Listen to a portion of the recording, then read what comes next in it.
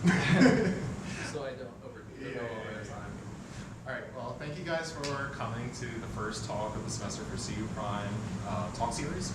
CU Prime, if you don't know already, is an organization here in the physics department where it's mainly to assist undergraduates as they go through their physics career. We do outreach, we have mentorship, we have this obviously, as well as a few other events throughout the semester and other subdivisions within our organization. So with that, I hand it over to Dario. Thank you, Mr. Nick. Appreciate that. All right, so let's get started.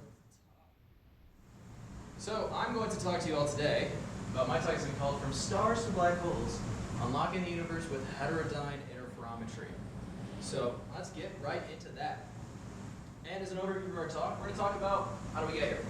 I'm here doing my PhD. I'm in the second year of my PhD, and we'll talk a bit about what I've done in the past and why I'm doing what I'm doing now. And as an overview for what we're going to talk about during the talk, we're going to talk about we're going to make sure that everyone's on the same page. We're going to talk really bare bones. We're going to talk about what is incoherent thermal light, why do we care about it. Then we're going to talk about a way that we can find exoplanets using something called the radial velocity method, which will then lead us directly into a powerful technique used to measure optical spectrums called heterodyne interferometry. And then from there, we'll get into my own research with interferometry and these devices called frequency combs. And we'll end up talking about what are my long-term research goals, along with how we mirror how they imaged a black hole. We'll talk a little bit about the Event Horizon Telescope and how we want to improve upon that imaging, but in optical frequencies. All right, so this is me. I'm a second-year PhD student. I'm currently in the frequency comb and quantum metrology lab with Dr. Scott Diddams. I'm from Buffalo, New York. I did my undergrad also in Buffalo at the University of Buffalo. And I got my degrees in an undergrad in physics and engineering physics. I realize that engineering physics is a much larger program here. For me, it was tiny. I was one of 2 people that graduated in my year. So it's cool to see that there's so many more people doing engineering physics here. And for hobbies, I like soccer, hockey, anything competitive. And in my free time lately, I also enjoy making YouTube videos lately. So I have a YouTube channel. You're welcome to check that out if you care to. Moving on from that, my past research experiences. So leading up to before I came to CU, I had a few different research experiences I did. The first one I ever did was I started actually in theoretical physics. I did theoretical condensed matter research at the University of Buffalo, where I researched Josephson junctions and like topological superconductivity, which is a very big word that means different ways that we can make these quantum devices work. And I was a very naive undergrad, but I really enjoyed research, and that helped me want to do more things. And the next thing I did from that was I did a REU. I recommend to everyone, if you're an undergrad, to do an REU. I think REUs are awesome. And it was probably the most fun summer I had in my entire life. And I went to the University of Southern California for mine, where I worked on biomedical devices and integrated circuits for them. And then from there, leading into about the year to the beginning of my time at CU, I then did a collaboration project with NASA JPL, where I worked on these things called radio holography. And so we're not going to talk about that, but a very brief summary is essentially the study of how do we make sure that all these giant parabolic dish antennas that exist out there, how do we make sure that the surface is perfectly smooth so that we can get as much light into them as possible? Not an easy of a question to do as you would think it would be. It's not just aligning them. You actually have to use lasers and a bunch of other things. But then a big other thing that I did in my undergrad really was rocketry. In my undergrad, I spent pretty much as much time on classes as I did building rockets. I was lead of my competitive rocketry team, where I was specifically for the avionics team, where I worked on designing hardware for rocketry systems. And I went and I did competitive rocketry competitions. These are some of the PCBs, printed circuit boards that I made, and then there's the actual setup that you put in the rocket. And that essentially controlled everything from keeping track of data as the rocket launched to when to deploy the parachutes to get the rocket to land safely. So that was really fun, spending a bunch of years designing rockets. So I know they have a rocket club here too. I would recommend to literally anybody to get involved in rocketry. So I would recommend anyone go check that out. And then finally, I've just some random photos. I would definitely say my main summary of where I got with research is just doing dumb stuff and just going on different adventures. All these photos here were taken during times when I was doing research or doing big engineering projects, and were kind of just culminated into very fun moments. We have rocket launches here as I'm looking on the side. That picture all the way down there is probably, I think that was like an hour after I threw up from major sleep deprivation out in the desert. because I was like running on day 5 straight of only sleeping 1 hour because we had to get our rocket in the air by a certain time. And then on the top was me, and that's on the, we snuck onto the roof of a building at USC, and we were just overlooking all of downtown LA, and that was after a very long research night where we decided to just go have fun. And then you got me going on an adventure to go see stars there. This was after we ended up launching some rockets one year. And the upper right corner was me arriving to my conference earlier than I told them I would check into my hotel. So I wandered the city of Ottawa with my suitcase for a day until my actual booking for my hotel came in. So a lot of random adventures, but that's really my main methodology with research. Just do cool things and you'll be able to have some fun adventures. But from that, where did that leave me now? Well, from doing RF electronics, rocketry, working on biomedical devices, radiolography, doing theoretical advanced matter research, I kind of found that the perfect culmination of all those things was doing my PhD in applied physics. And here it's just physics, but I do experimental physics research, and my lab is very applied. We have PhD students in both electrical engineering as long as physics. I am in physics, but I really found that CU to be the perfect place. I was able to combine all of my past large breadth of interest into one thing. And with that, that is a little background on me, and it's time not to get started on the actual talk. So we're going to get started talking about now, what is incoherent versus coherent light. We're going to make sure everyone's on the same page, very bare bones. So coherent and monochromatic light is something like a laser. It's one frequency, and everything is in phase with each other. The difference between, there's two different scenarios that we can have. We can also have incoherent and monochromatic light, which is something like an LED. An LED can be one color, but all those phases, information that you're going to get, is going to be kind of random and scatter with each other. And then the third and the main one that we're going to talk about in this talk is going to be incoherent and non-monochromatic light, which is, or we used to call it like white light. And that's something like sunlight. Light you would see either from like an incandescent light bulb, something you would see from looking out in just space in general. If I just point a telescope up in space in general, we're going to get incoherent light from those sources. But what does the spectrum of those incoherent sources look like? And, or I should say, I forgot to put this first. We should also answer the question first of how much light is there out there? Why do we care? We have all these lasers, we have all these sources of light here, but how much actual light exists out in the universe compared to what we have here? Well, as an example for this, let's say we had one single laser pointer that we turned on. It's about 1 milliwatt, or in actual numbers, it's about 3 times 10 to the 15th photons per second that we're getting from one laser pointer. Now, this is a coherent source, but now let's say at this point, let's say we take that laser pointer and we give everybody on Earth that laser pointer and we all turn it on at the same time. Now that's going to be about 10 to the 25th photons per second. That's a lot of light that we're getting if we give everyone on the Earth a laser pointer and they all turn on at the same second. But that is nothing in comparison to simply the radiation just from our sun. Just from our sun, we're getting 10 to the 45th photons per second. You can already see that we have 20 order of magnitudes higher than the amount of coherent light that we can possibly get on this Earth at the same time. And to make that even number bigger, for incoherent light, we have the number of photons in the universe, there's about 10 to the 90 photons in the entire universe itself. So you can see there's like 99.99999% of the light in the entire universe is going to be incoherent, which means that there's a lot of information that we want to find in these incoherent photons. And if we can develop, skipping on me, we want to develop tools to better probe all of these thermal photons. So if we make these tools, what's one thing that we can do with that? And that's going to be a big focus of our talk today, and that's going to be finding exoplanets. By doing so, we can answer a very big question. We can talk about how do planets form and evolve? How diverse are different planetary systems? And is there even life somewhere else? That's a question we are actively working on in research. And you can see on here, this is the Caltech Exoplanet Archive, and it tells you how many different planets a year are found using all these different methods that you can use. The purple one is the biggest one, is the transient method to find planets. That's where we have this star and a planet goes in front of it, and you can observe the dip in the spectrum because there's less light as the planet goes in front of it, and we can measure that. But the one we want to focus on today is this radial velocity method. The radial velocity method is going to have a very significant purpose to be able to find exoplanets, and that has been finding the last 20 years or so. There's been a sizable amount of exoplanets that we're going to be able to find, and that's the one that we're going to focus on for our talk mainly today. So what is that radial velocity technique? Well, the radial velocity technique is essentially that we have a star and we have a planet, and the planet goes around the star. But they each have mass, which means each of them are going to pull on each other a little bit. It doesn't matter that the star is way bigger than the planet itself. They're still both going to pull on each other a little bit, which means that as the planet goes around that star for one full cycle, that's going to push pull on this star, and we're going to see this tiny red shifts and blue shifts in the spectrum of that star. And that's going to allow us to see how that's going to allow us to see the radial velocity.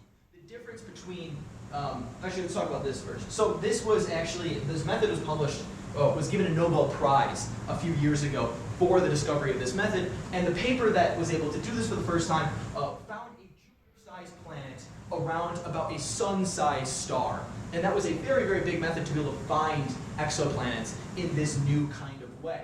And our goal for this, and we want to bring the sensitivity of the systems down to, is that we want to be able to measure down this velocity here as it oscillates down to 10 centimeters per second. And why is that so? Because if we can get a system that can measure this radial velocity down to 10 centimeters per second, that's a star that's very far away. But if we can measure that precisely, that's going to tell us exactly what we want to know if we find exoplanets that are similar to Earth. That would be the radial velocity of an Earth-sized planet around a sun-sized star. And the big combination with the radial velocity method and the transient method is that the transient method is going to be what gets us basically the volume of our planet. As it goes in front of that star, we can calculate what that volume of that planet is going to be. But in comparison to the radial velocity method, what that is going to be able to tell us is the mass of the planet. And what does the combination of those two get if you take the division of those two? As you probably all know, it's density. Density of planets is extremely important for astronomers to be able to know, because that would allow us to see, is this like a rocky planet? Does this planet have a density similar to that of Earth, which would be a very good sign that this might be an Earth-like planet that we want to investigate further for life. So that's why the combination of the transient method and the radial velocity method can be so important.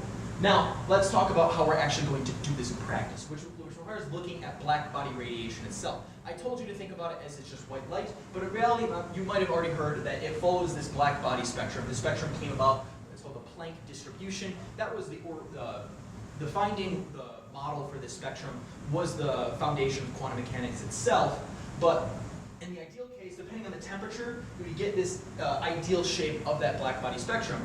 But in reality, it really looks something more like this, where we have all of these different dips in this spectrum. And if we zoom in really, really closely around this red line here, you can see that we have these very significant dips in the spectrum that you can see there. Now, what are these dips? Well, those are absorption features on these spectra that we're seeing. And those are going to be very, very important to how we're going to be able to figure out what the radial velocity is. The way that these come about is that we have some kind of star, but stars, just like planets, have atmospheres. And these atmospheres are going to have different molecules in them. And these molecules all have the many, many transitions within them. And since we're emitting basically all different wavelengths of light, there are going to be very specific wavelengths that are going to be resonant with these molecules, and they're going to absorb that frequency. So when they absorb that light at that frequency, that means that when that light gets all the way to us, we're going to see a little bit less of it than came directly from that star. So in the spectrum, it's going to show up as all of these dips that you see. And what can we do with that? Well, if we use a giant antenna, and we measure all those dips, then we can basically, if we can track all of these dips, then we can see that as this planet and star go around each other, if we can see what the wiggle in those dips are throughout the course of a year, then depending on how sensitive or precisely we can track the movement in each of those absorption features, that's going to allow us to find what the radial velocity is. And that is what we're going to try to build an instrument to be able to do. So now the next question I think is big to ask is, if we want to measure the spectrum, why can we not just measure this light directly? Because we actually can't. And I should say, it's not that we can't, it's that it's not as easy to do as you would think. This is what's called a grating spectrometer on the light. And what it does is we have this source that hits this grating. These gratings have a bunch of grooves on them, and it basically splits this white light up into a bunch of all these different frequencies, spatially separated from each other. And then this detector here would be what's called an array detector, so it would have a ton of different detectors on it, one for each of these different frequencies that we want to measure, and that would allow us to recover our spectrum. But these optical frequencies exist at hundreds of terahertz, and doing so for very, very precisely is going to be very hard, because keeping these mirrors and gratings and these detectors stable to the precision that we need to find a 10 centimeter per second shift in these lines is going to be very, very hard to do. We're going to get too much noise. Equipment that we exist right now, which we can measure precision that high, is at radio frequencies. At megahertz, gigahertz frequencies, things like Wi-Fi that we have around us, we've gotten very good over the 100+ years of designing these devices at measuring tiny phase and frequency shifts very carefully. So then we pose the question, if only there was a way that we could measure optical frequency shifts, but use the precision that we have at radio frequencies. And the answer is, as you might have guessed, is that we can. We can do that. And that is a technique called heterodyne interferometry. And heterodyne interferometry is when we take these two light fields with slightly different frequencies from each other, and we mix them.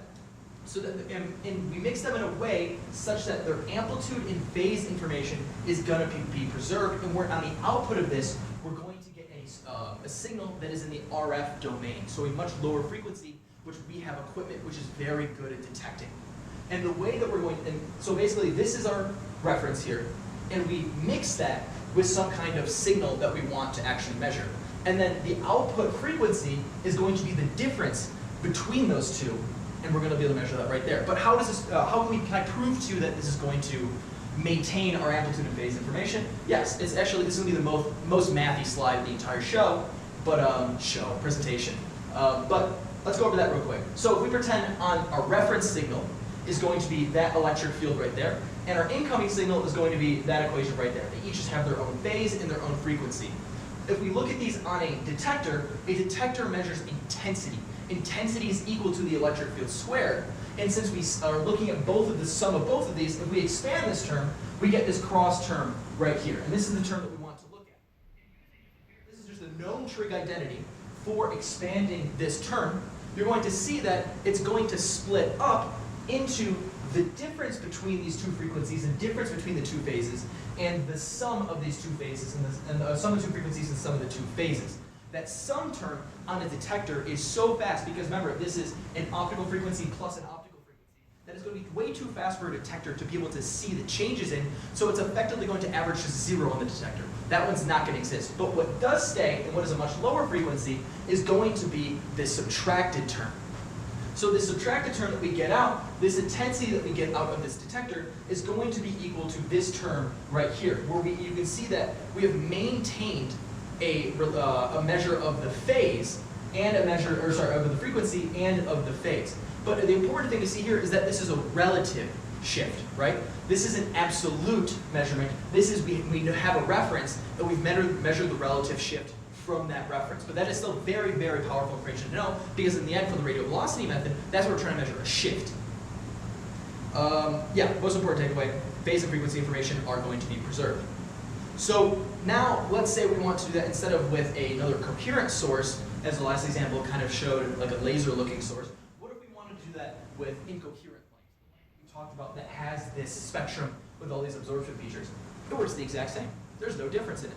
So we can literally just take this incoherent light and use this reference signal, or use a coherent reference laser, and we can mix these two together and look at it on something like an oscilloscope, and we can figure out on this little picture here where I'm showing us mixing this reference and that laser. So this is what it actually looks like in our experiment. There's a lot more that's going to be going on here, and we're not going to go into the details of all of it, and I will explain a little bit soon, but you can see that that process that's going on there is not as simple as I talked about. There are a few more things that we need to do to be able to signal process this and get the signal that we want out. But that leads us now into the technique that I actually use in my research, which is going to be laser heterodyne radiometry. That LHR, which I'll refer to as, is a technique that can measure the spectrum of a thermal source through the interference of thermal light and a laser. And what we do is exactly that mixing process that we talked about. We take this thermal source and this laser, and we combine them right there, and then we put them on a photodetector. So we're going to mix those two together. Then this is going to be a power detection circuit, an RF power detection circuit, which will be able to measure the power of that resulting heterodyne signal that we get out within the narrow line width around that laser that we use. And what I mean by that is that this is our output spectrum of an example of what we get right here. So this would just be on an oscilloscope, this would be a voltage that we get out, where that output voltage is going to be proportional to that optical spectrum. And what we do with this laser is that we modulate its frequency a little bit so we can sweep across this small spectrum range, and we can be able to get the signal out of there. So, and another a big thing to point out with LHR is that the advantage of it is that it's actually a very simple setup. These things here, there's not many components, and there's no really moving components either. So when it comes to a lot of these other methods, which also require a lot of optical alignment, and that can be very difficult to do, this can be super simple to do. We do a lot of this just in optical fibers. So it's very simple to set up compared to a lot of these other methods. And now, when doing LHR, there are two main things that we need to optimize for to basically improve our measurement system, because that's a big point of my research, is to use this LHR system but make it even better to push towards these goals that we talked about. And the first one that we're going to talk about is this precision. Can we use stable frequency references to be able to precisely determine the absolute frequency of the optical spectrum, not just this relative shift? And also then, we're going to then talk about maximizing the signal-to-noise ratio, or SNR, which is going to be basically just collecting as many incoherent photons as possible and making that signal that we want to see stand out above any background noise. So how are we going to improve this precision? Well, what does that mean? Well, let's say, for example, we know that this solar line right here is going to sit at 1564.142 plus minus 0.001 nanometers from past data, like maybe other giant spectrometers that they use with more conventional methods. But if we want to know that more, that means we want to be able to measure the uncertainty to more digits. And what we're going to do for that is we're going to layer this device that we're going to talk about in the next slide, that's called a frequency cone, on top of that spectrum. And that frequency cone is going to be what allows us to translate from a relative frequency shift to an absolute frequency. So now this is where we talk about, this is a big thing with my lab. Everyone in my lab does frequency cones. It is literally in the name of my lab. And this device is what's called a ruler of light. The frequency cone is going to be some spectrum of, this is in the frequency domain, and at regularly spaced intervals, we're going to get these spikes in amplitude of frequency.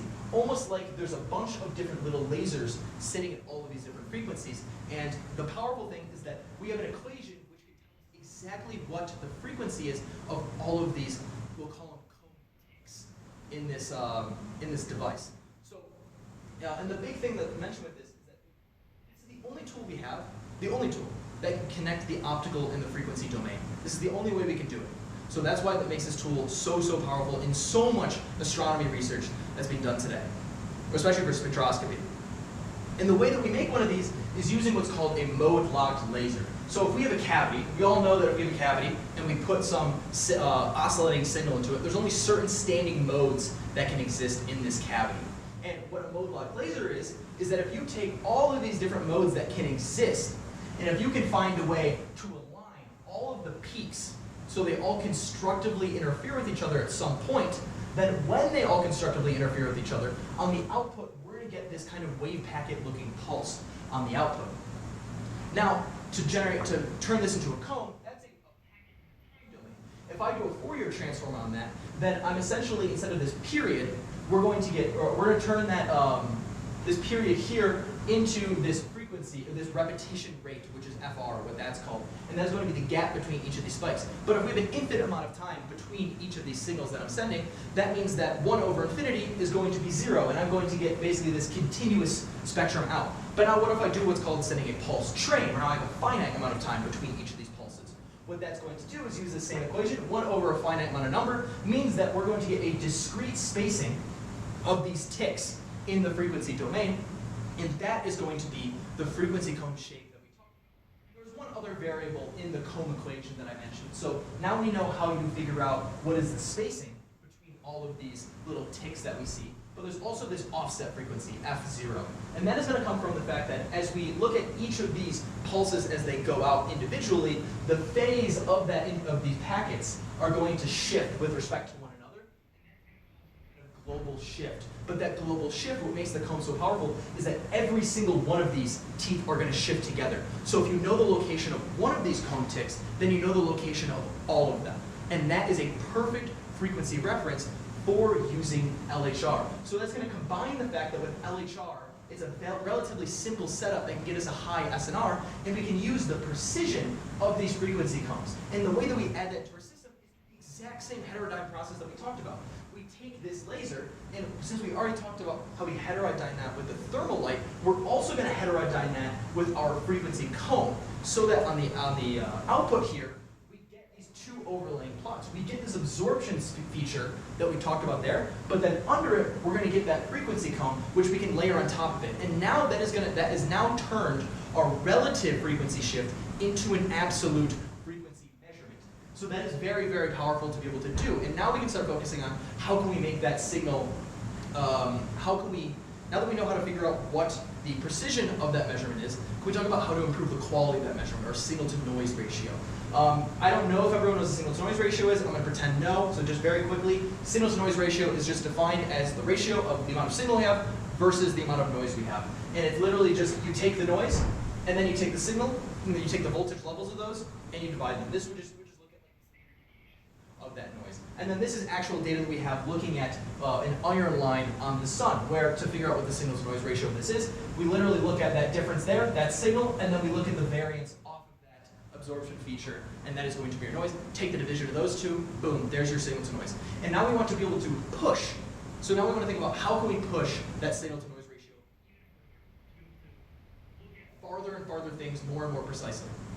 And the way we can do that is we have this equation. This is the theoretical equation that has been derived, and this is going to tell us what are all the knobs that we can turn. Some things that we can tune are the amount of photons in a monomode. And this is more so something like depending on what frequency we look at and depending on what temperature the source of that frequency is, it's going to tell us how many photons are we going to get. Basically, we'll say photons per second that we're going to get just at that specific frequency. So that tells us basically what we're looking at, what it is. There's also we can tune the amount of bandwidth in our system and how much we're averaging each signal that we're getting. You don't need to understand those fully in depth, but there are more knobs that we can turn. And there's another thing which we'll expand more on this last term later, which is called a filling factor. And that basically tells us how much of that object we're looking at, how much of that is going to fill the beam of our receiver that we're looking at. And we want to be able to maximize that because or else we're collecting less light than we possibly could. So yeah, these are basically all the knobs that we can turn to improve our SNR. So now that we talked about this, we'll get more into how we're trying to push this SNR and improve our system further soon, but let's not look at the actual setup. So in reality, this is the actual setup of the system. That's a diagram that I showed you there for it, and this is the telescope that we have sitting on our roof. And that the telescope that I mentioned is actually very tiny. The lenses that I'm using are sitting in hundreds or tens of microns large, because at optical frequencies, you really don't need a lens that big to collect light. So in this fiber coupling optics box, there's other optics going on in there, but the actual telescope that's collecting light is a centimeter big, or a centimeter big this way. But the actual lens is going to be, I think the one I have in there right now is 450 microns in diameter. So very, very small. And while to get the laser in the cone, in our box that we have a giant box that is temperature controlled, which is why it has this wrapping all around it, because even temperature can affect the precision of your measurements. And in there is where we generate our cone, and where we have a bunch of different of these lasers. Remember, we have a bunch of references that we can pull from, depending on what we want to look at. And then all of that signal processing stuff comes in this other box that we have right here, and we send the signal over there. To just show you that it is exactly what I mentioned in the end, this is the box, and this is this is the sunlight and the laser come in, and it goes through this entire setup, and that's exactly what you see right here. You can see that we have a couple, amplify it, we filter it, split it, and we do power detection on it. It is just, it looks complicated in there, and there are a lot of wires for power and other things going on, but in the end it really is exactly what I mentioned. It just looks like there's a lot more going on in there, but they're all just connected to each other, and at the end we get this cable right here which goes out the back of the box, and it goes into an oscilloscope, and I look at the signal, and I shove that into my computer, and I can start doing data analysis on that signal. Oh yeah, and I should also mention that now, if you're ever in the engineering building, specifically on like the second floor of the ECEE wing, the telescope is now up there. The last picture I showed you, that one here, that's on top of NIST. The experiment is now, since my time here, has moved on top of CU. So you can, if you look out those windows there, you'll probably see me on that roof a lot of the time, working on different things. I realize my computer's about to die, so I'm gonna plug it in while I keep talking. So now we can talk about doing LHR on the sun specifically. So what data have we gotten and what results have we gotten using the system that hopefully you now understand a little bit better on the sun? Well, things that we've been able to do are measure these absorption features, exactly what I talked about. This is us looking at an iron line on the sun. The reason we chose this iron line is mainly because it's a good one to test on. It's a very deep line. You get a very big absorption. And the deeper the line is, the less SNR and precision that you're going to need to be able to measure that well. But we're able to measure that still to a few orders of magnitude higher than has ever been done before using the system. So you can see the power of being able to measure these things more precisely. And also then using that iron line, we were able to do these radial velocity measurements with our sun that we talked about. What you're looking at here is this tracking that specific iron line for a period of a few months continuously with this telescope. And what you can see is that during this time of year, the star is moving away from us a little bit, and we're getting this decreasing shift in the frequency and throughout the year. If you measure this the whole year, you probably start noticing it oscillating back and forth, but you can see the power of using this on our sun. We can already prove that it's possible to get these radial velocity measurements. And then you can also do a ton of other things with this, just anything spectroscopy related. What we're able to do also is that we're able to measure the absorption features of CO2 in our atmosphere, because the light's also coming through our atmosphere, which means that we also get absorption features there. And when we track the CO2, we can measure throughout the period of a course of hours how the wind speeds change above us throughout the entire day. Things like this, doing that more precisely, is very important for climate science to be able to predict weather patterns. So there's really just, once you make a system like this, do with it. Now, let's talk about how we want to push this in the future. We want to be able to do LHR not on the sun. Everything we talked about has been pointing it at our sun. What if I want to point it at something farther away? One way to do this is using that beam fills the lens. One way we're going to be able to do that is by trying to figure out how to collect more light. So how can we do that? Well, the way that we're going to look at that is we're going to look towards the Event Horizon Telescope that I mentioned. We will talk about this for a little bit. In the Event Horizon Telescope, use a telescope, use a telescope the size of the entire Earth, and it was able to, at radio frequencies, be able to image this black hole. The black hole is the M87 black hole, which is very, very far away, and they figured out that they need a telescope the entire size of the Earth to do it. So let's answer a couple of questions about that. Why do they need a telescope the size of the entire Earth? And what technique do they use to actually capture that light and create that image? Well, for the answer the first question, that is going to be understanding the antenna theorem. The antenna theorem essentially says very clearly, the larger of the lens we use, the less our beam is going to spread, which means the more light we collect at things farther away. So you can see, for looking at the sun, in our system, if I use at the frequencies that we're doing optically, if I have a lens that is less than greater than half a millimeter, then when the beam gets to the sun, the beam is going to be less than the diameter of the sun. So I'm going to be able to connect 100% of the amount of light that I possibly could. But if it's less than half a millimeter, then that beam is going to be larger, and I'm going to have a decrease in the amount of signal to noise that I'm going to possibly be able to get, because I'm not collecting as much light that I should. And we can very simply find this equation just using it's kind of just basic geometry, to find that this equation is defined right here, which is defined by the diameter of our telescope lens and the wavelength that we're trying to measure at is going to be able to tell us what the angular resolution should be for our telescope. If we solve that equation the other way around, then I can just solve that for d, or the diameter of our telescope. And if I basically know how much, what is the angular width of this source that I want to look at in the sky, and what wavelength do I want to look at it for, then I can figure out how big my telescope needs to be. For the Event Horizon Telescope, they wanted to look at the black hole at 230 gigahertz, which is a radio frequency, and the black hole fills about 20 micro arc seconds of the sky, which is an astronomy unit which translates to about 5.5 nanodegrees, so very, very small. And if you divide those two numbers together, then you get that the telescope size should have been 13 million meters big, which is approximately the diameter of the Earth. So you can see that they're able to figure out, like, oh shit, we need a telescope the size of the entire Earth.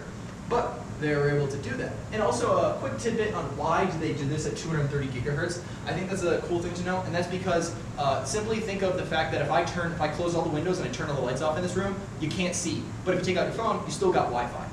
And all that basically says is that all these things in front of us, in front of that black hole, at optical frequencies will not get through, but at radio frequencies they will be able to get through all of space to be able to get to us so that we can actually measure. So that's why they chose radio frequencies. Now, the technique that they use is called very long baseline interferometry. And what this does is that this uses multiple radio telescopes to observe the same source at the same time. These signals that they get at each of these locations, remember these are across the entire Earth, are going to be time-stamped with exactly when they got each piece of information. So that when they get all that information from each telescope, they bring it to a central location, and they time sync those all together, and then they use all of these fancy algorithms they have to be able to figure out what all the data should have been between each of those telescopes. They also use the fact that they also use the rotation of the Earth to be able to get more fake telescopes out of that, because your telescope is going to change location. But I could do a whole another hour talk just on this. But very, very cool thing that they're able to do this. And what it basically does is that now this is going to redefine our telescope size as the maximum distance between any two of these telescopes. So if you place these telescopes on opposite ends of the Earth, your telescope size has now gone from just like 10 meters big at a single one to now you have a telescope size the entire Earth, which is crazy that we can do. We're able to figure out how to do things like that. But a big question that we now want to ask with this research is, can we do this at optical frequencies? I think that's a very important question to ask, because that was done at radio frequencies. I want to make that very clear. And the specific question that we want to answer first in my research is, what would it take to take an image of Alpha Centauri at optical frequencies? Well, we can do the same thing once again. We want to know what the telescope size is.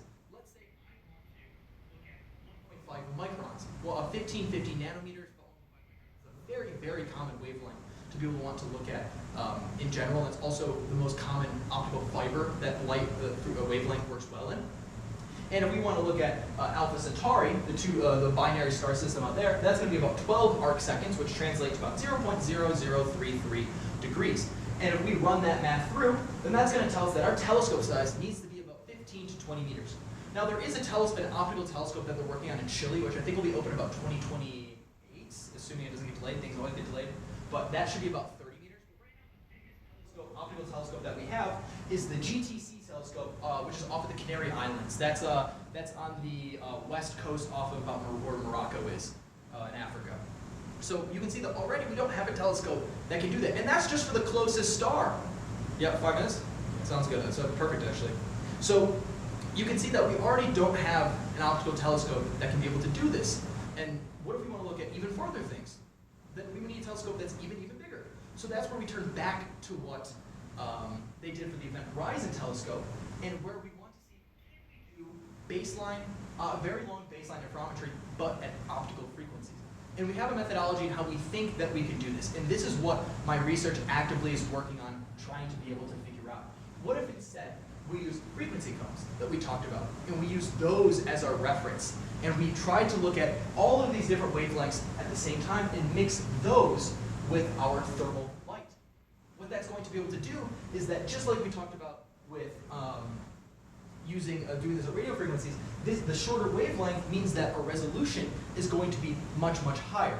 And we're also going to be able to have so much more light that we're going to be able to look at one specific moment, which is what the bandwidth is referring to, and that will boost our SNR significantly. And the frequency cones are also, since they're so precise, that's going to provide a very, very good timing system to be able to synchronize our measurements. But there is still an issue between this, and that is let's talk about for the ALMA radio telescope. ALMA is a telescope system, I think that's also in Chile, I could be wrong, but that operates between the wavelengths of 84 gigahertz and 950 gigahertz. And those waves, the period of those waves, remember these are going to be basically plane waves when they reach us because they spread out so far from these sources, that means that this reference that we're going to be able to have, if you just do, if you look at the fact that it's 10 picoseconds, that means that our reference needs to be a little bit better than that, and it needs to be in the femtosecond range, or 10 to the minus 15. But if we change that to looking at 1 to 10 micron wavelengths, then that means our waves are going to oscillate every 3 to 30 femtoseconds, which means that if we want a reference signal that's a little bit better than that, we're going to need to have a reference that is stable enough in the attosecond range. And that is something that I can't tell you the answer to right now, because I don't know. And that is what a big thing that we're trying to work on. How can we synchronize all of these different sources to in attosecond ranges? And what I'll leave you with is the big measurement that we're trying to get to. This is CU Boulder, and we want to essentially set up a few of these different telescopes around campus. And one I showed you is already on the engineering building. We have plans to put one on top of this building. So at some point I'll be climbing on the roof here and I'll be setting up a telescope. And then a third one probably at a location that I don't know yet. And essentially we want to set up this baseline distance of 500 meters. So we want to create this optical telescope that's 500 meters big. And then what we want to do is 6 kilometers away. This is where one of the physics professors here, House, is then as a collaborator. He lives on top of the front range, on top of the mountains. And he's going to go out in his house and he's going to set up 2 different star sources, simulating the binary star system of Alpha Centauri. If you make the source strength from 6 kilometers away equal to about what it would be in the situation of actually looking at Alpha Centauri, which is 4.37 light years away, then if you can find a way to image these 2 fake star sources, then that would prove to us that if we take this system and we point it up in space, then we'd be able to take pictures of close stars. And then from that, we'd be able to expand this further and further and be able to find all of these exoplanets that we talked about with the precision that we want. So yeah, that essentially summarizes everything that we need to talk about to get to where my current research is. So appreciate you listening. Thank you. Well, thank you, Dario. So, questions? Shoot. Yes. Big fan of the YouTube channel. I saw your at the conference, and I was like, oh, sick. So when I saw this poster, I was like, normally I come here for the free food, but I came here for free food. Appreciate that. Yeah. Thank you. My question is, so what does your day-to-day research look like? Yeah, that's a good question. Maybe I should include that. You can see it was a little time crunch. I wanted to get the research. Day to day, it's a lot. I mean, research. I think the biggest thing about research is that it is just a lot of struggle. It's a lot of just not knowing what you're doing. And some days you walk in and you get nothing done. My day to day goes a lot sometimes. Some days I'm on the roof a ton. I'm changing out different lenses. I'm trying to take different data. And other days I'm just sitting in my office and I'm staring at papers, having no clue what I'm doing because I don't know how to solve a problem. Right now, what I'm dealing with is that in this process to get to this measurement, this big measurement I want to talk about, I got to click back too many slides. But what I'm working on now is trying to get the SNR, the theory equation that I talked about, for one individual telescope. I want to get that theory to match my experimental system. And I'm very close in doing that, and I'm trying to figure out what is wrong in that. But right now, a lot of my day is just being in the lab and taking different measurements and trying to brainstorm different ideas and talking to people on like where could this discrepancy between theory data says that, or theory says that should be that we know is right, and where my experimental values are. So that's really a big thing of kind of what my day-to-day looks like. It's talking to people, sometimes messing around. I mean, today, I think an hour before this, I just left and I went ice skating on the CU rink. So it's a lot of just bang your head into a wall, but I always think it's really fun for what I talked about in the very, very beginning, was that you put all this hard work, but then you get to do really cool, awesome adventures to like, I don't know, I think it'll be fun at some point when I get to climb on this roof and figure out how to set up a telescope and wherever else on campus we go, and then we're gonna point this at the stars and mountains and How powerful does it start? Like, how bright is this thing going to be at this guy's house? Like, is it will be, I guess I don't know the exact number, but it's going to be as bright from 6 kilometers away as it would be right now in the sky from the actual distance it is away. But is that going to be like a laser beam into this building? No. So that's actually another thing I'm doing right now is that I'm working on setting up a fake thermal source. Okay. It's called an amplified spontaneous emission source, and it's basically, it has some quantum optics people might disagree that it has the same quantum statistics. It does differ a little bit, but for what we care about, it's essentially the exact same thing. And it's essentially this white light spectrum that we can use. And we can simulate what white light would look like. And then we just use that to heterodyne with. So it has the same statistics as what thermal light was, and that can be our fake source. And then we just point it at us. Anyone else have any questions? I wasn't reading this, so this is very interesting.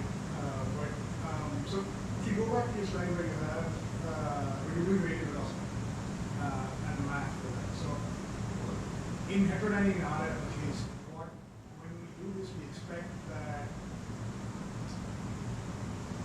I mean, let me just ask, is the phase information of astronomical signal important to you at all? We see that goes into deeper questions of things, but it's a good question.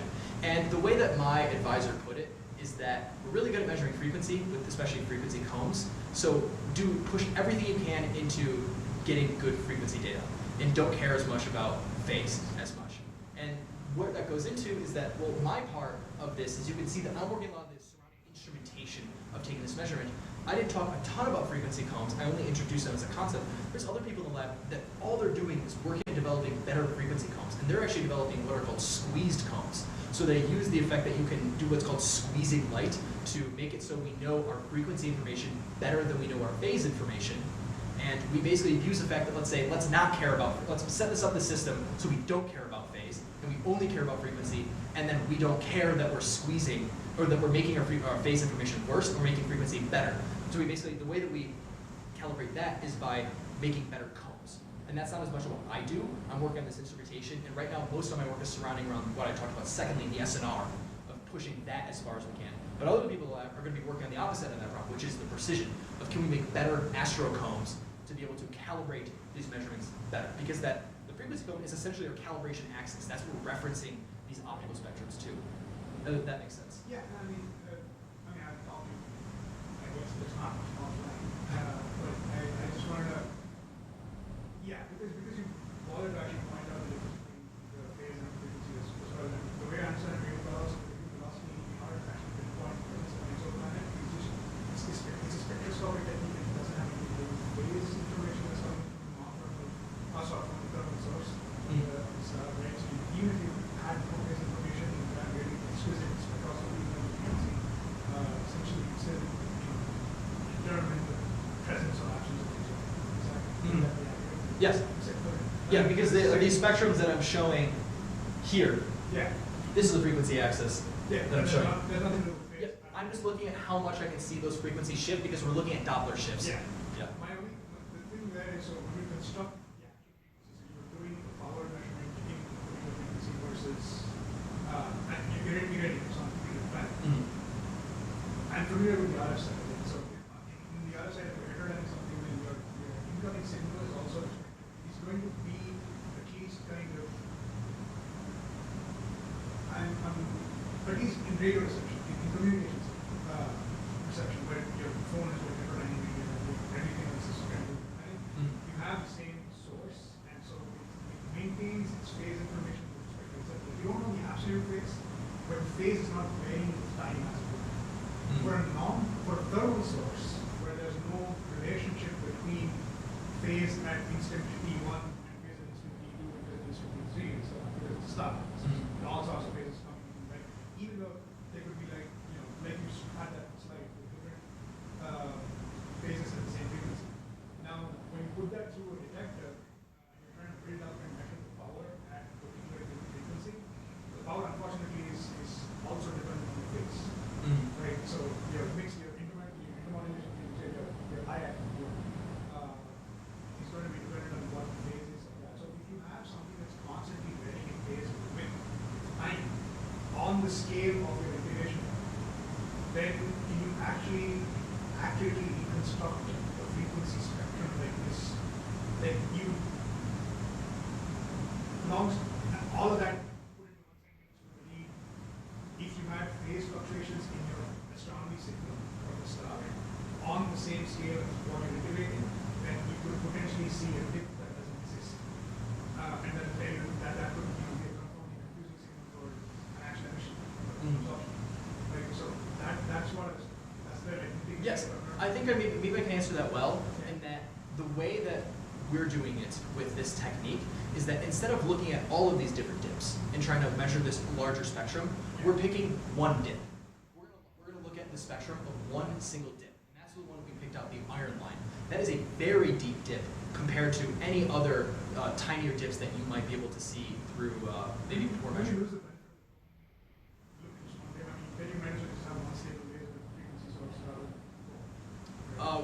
Using the cone, we can go even better. That's the advantage. Is that with when we reference these measurements, we know where to look for the dip because there is data that use these like grading spectrometers that are able to figure out what they are. But using the cone, we can know that even better. So we can get the precision of those measurements even higher than has been done in the past. So that's the advantage. Yeah. Yeah, and that's where the comb is very powerful in the fact that the way that exactly the comb works is that we have what's called a fiduciary tick or a reference tick, and that sits. I don't know if I had a picture on there of No, F0 is going to be the offset frequency, and that's all stable to all of them. That's also makes it powerful, is that every cone will always jitter with each other instead of themselves. I think I have a.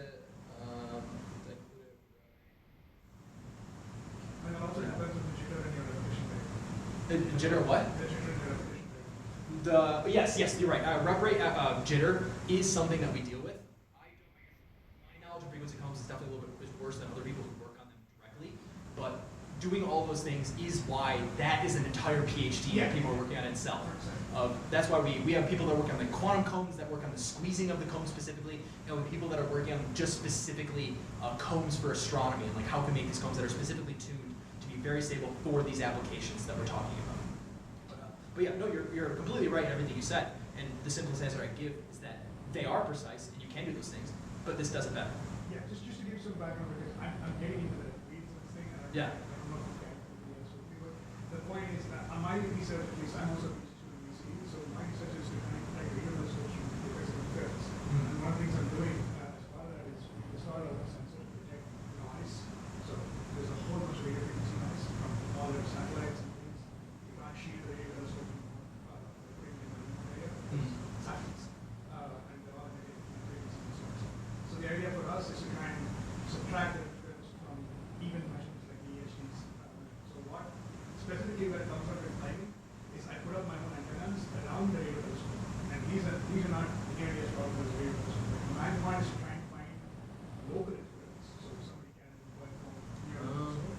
And then to try and actually geolocate or do that using interferometry. Oh. So basically, it's the same math that we've used for TBS, but in reverse, and that requires a synchronous sampling to be talking about. So right now, I'm trying to get synchronous sampling on the order of picoseconds because we only get 5 gigahertz in the pipeline. So my actual problem statement for like this thesis defense would be, hey, I went to the observer, hey, I turned on my phone, I ran it through my sensor, and I was able to pinpoint my location, so I could observe it.